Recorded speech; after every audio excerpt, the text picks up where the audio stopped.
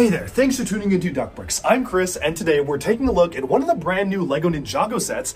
This is Kai's Source Dragon Battle. And I don't really know what the deal is with this being a Source Dragon. If I had to guess, this set is probably non-canon, but we're gonna have to wait and see for the show to come out. It depicts in a 4+ fashion a Source Dragon, as well as Kai, Wildfire, and some of the villains. So I'm excited to dive into the set because it actually looks like a pretty solid 4+ set. It's just one that, for a Source Dragon, I would have preferred the first Source Dragon LEGO set that we got to be this absolutely gargantuan thing. And this one, being a 4+ set, is kind of small. But you know what? Let's go ahead and take a look at it right now and see what I think about this brand new LEGO set. Alright, so here is set number 71815, Kai's Source Dragon Battle. It comes with 120 pieces. It is a 4+ set that retails for $38 US or 38 euros, putting it at an unfortunate 31-cent price per part ratio, but since it's a 4+ set, you can kind of ignore all metrics because those kind of go out the window when they're designing these because clearly they have different marketing constraints in mind. Now this poses the question, did we finally get a good 4+ set? And what I mean by that is that, well, 4+ sets are clearly designed with a completely different demographic in mind. You know, they want 4+ sets to be fun for young kids to get introduced to playing with LEGO, and because of that, they're often not the most exciting sets when it comes to older fans of Ninjago, older fans of LEGO, because most of them are very simple builds, they don't really look that good, and there's just not a lot of exciting things to them. However, this set kind of broke the mold for me, because when I first saw images, I was actually pretty impressed with this dragon. Yeah, it's juniorized and it's simplified, but I kind of like it. The 4 wings give it a very unique look and feel. Like, this is a really cool look to actually have the 4 alternate wings there. The head actually looked pretty good and not bad, especially for a 4+ dragon. The tail was okay, but I mean, the shaping is alright for a dragon like this, and really the only thing throwing me off were the mech legs used in the design. Add to the fact that you have this really nice bit of foliage that feels like it could be part of a regular set, utilizing that transparent opalescent satin purple piece which was introduced in the Disney Princess's Enchanted Treehouse last year, as well as this very interesting catapult slash shooter, not catapult, cannon slash shooter piece for the Wolf Mask Warriors, 4 minifigures, 2 of which are really good ones, and I feel like you have a pretty solid 4+ set in general. Now we're going to start off by looking at the dragon, and I'll set aside all of the minifigures to take a look at later on at the end of the video because I do always focus the reviews on the main subject matter first. The dragon itself is pretty good for a 4+ dragon, as I said. It's using these specialized Kai's Dragon's Rising Strike wing pieces that they introduced for the gimmick sets of this year, but I think it actually works out pretty well. These are really nice dual molded pieces. I like the amount of detail that they had packed into these with the dual molded color scheme, and having a dragon with 4 wings kind of flapping back and forth almost like ornithopter style is very cool, and I'm very excited to see if this is just a teaser to the actual gigantic Source Dragon set that's rumored for later this year. If that also has a 4-wing design, that would be awesome. Now, the set does actually introduce a brand new lower dragon jaw element, and I can easily see this jaw being really factored into some of the larger dragon sets. It feels like something that was made for a bigger dragon, and they were like, oh well, we can use some of the budget for the 4+ wave to throw it in here first, so it is what it is, but I actually think that the headpiece is quite good. You know, you can see that there's a lot of detail in it.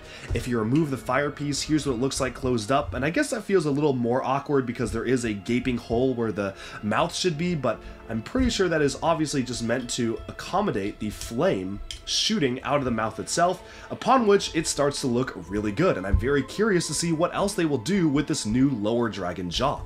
Now moving onwards, the tail is just connected via Technic pin, but it can flap back and forth, the legs can walk back and forth, the feet are appropriately scaly, and really the only major downside to this, which I talked about in my mega review, but it's the fact that the legs are mech legs. That's right, these are clearly designed to be mechanical pieces. You have pistons, you have radiator grills, you have mechanical pieces, and as much as they try to disguise it with these specialized kind of tile pieces to cover it up, it's very obvious that these were designed for 4+ mechs and just kind of slapped onto the dragon itself, which is a bit of a shame, because here's the thing. It's a 4+ set, and I don't know what other piece they could have used for it. So far in the past, they've been using the raptor legs from Jurassic World, but those would be too small for a dragon of this size. They had to come up with something different, and hence the mech legs are used for this dragon.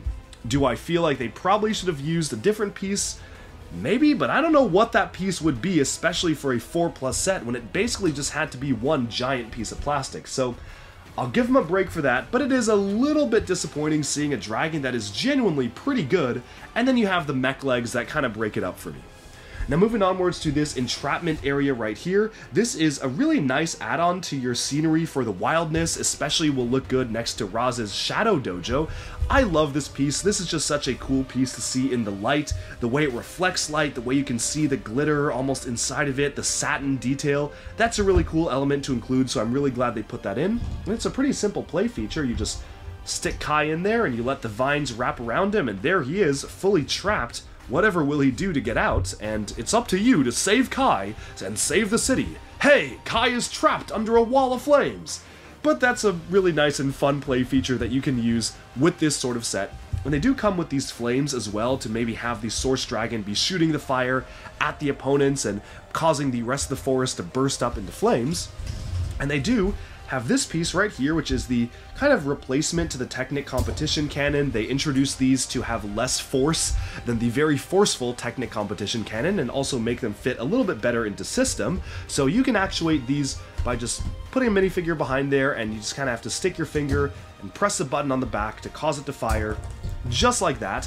Very simple build, but it feels appropriately bulky as a wolf mask warrior build. Pretty much that's about it when it comes to the set itself. For $38, is this overpriced? I mean, yes, but it's also a 4+ set, so it's really hard to judge because 4+ sets are always egregiously expensive because they're just dealing with different constraints than normal sets. It does come with a lot of large pieces. The dragon body is one big piece, the wings are big pieces, the head's using big pieces, and you have the cannon here, so I can see where the budget's going. Is 38 pushing it? Yeah, 38 is pushing it. Even for a 4+ set, oh, that's pushing it for me. Like this is a $20 set tops. Sure, it's a 4+ set. I'll give it $25. Ooh, 38 though? That's tough. That is a tough pill to swallow, and I totally understand if many people might not be interested in getting this, especially because it is 4+, and it's really expensive because it's 4+. For kids who are 4 years old and a little bit older, this is a really good set though because it introduces them to the world of Ninjago, and they got some great minifigures to go with it. Speaking of the minifigures, let's take a look at them right now. First off, I want to highlight the new version of Wildfire. This is a minifigure that also appears in Kai's Ninja Climber mech, but it's a really good one. I like how they have given her her own identity with a brand new molded hair. She's now wearing armor. It has a new torso as well with a very funny design on the back, and all in all, this is a great looking figure, and I love how Wildfire is getting a lot of love as a core member of the team. If only Aaron and Sora would get new suits as well. I will spend a lot more time talking about the ninja suits and particularly the climber suits on my individual Ninjago minifigure video, if that isn't out already. The one thing I will say is the armor is fantastic. I love the way the armor looks. The only huge complaint is you cannot turn the heads. Once the mask is on, it's part of the armor, you can't turn it, and that is very disappointing to me as somebody who loves to pose their minifigures in all sorts of fun situations. It's gotten to the point where I've literally desecrated one of these beautiful armor pieces already just to allow me to cut off that mask and pose the minifigures with their hair out, which I think looks infinitely more interesting than this variation right here. But I guess to each their own, and LEGO clearly was trying to make a system with these mask elements. I just wish that such beautiful armor wasn't wasted by the mask covering the face, limiting its use. The Wolf Mask Warriors are nice. This one, because it's in a 4+ set, doesn't have the armor piece because typically they don't put armor pieces in 4+ sets, but I mean they did for Wildfire, so I don't know. Maybe that's a smaller armor piece, they decided not to do it, but I do love this sword. It's dual molded, it's like a blood sword with transparent red and gunmetal gray. That looks so good, and the head underneath is appropriately menacing as well. You also have one of the hooded soldiers. Who knows if these will appear in the show, or if we're really only going to be seeing the wolf mask ones, but I do like the design of them, and I really hope they do because it is a really cool design underneath. Love the design of these characters and hope we see more of them in the summer. And with that, we've about summed up this look at I believe the final Ninjago set that I had left to review from the March wave. This is the Source Dragon Battle. I, for one, am very excited for us to finally get a legit Source Dragon later on this year, which implies it will be maybe one of the biggest Ninjago dragons yet. I'm very excited for it to be just this Giga Dragon, and hopefully that's going to be awesome, but that's pretty much all I have to say about the set. A lot of interesting different components, not worth $38, but if you're 4 years old or a parent buying this for your 4-year-old, I can see how it could be a really good introduction to Ninjago.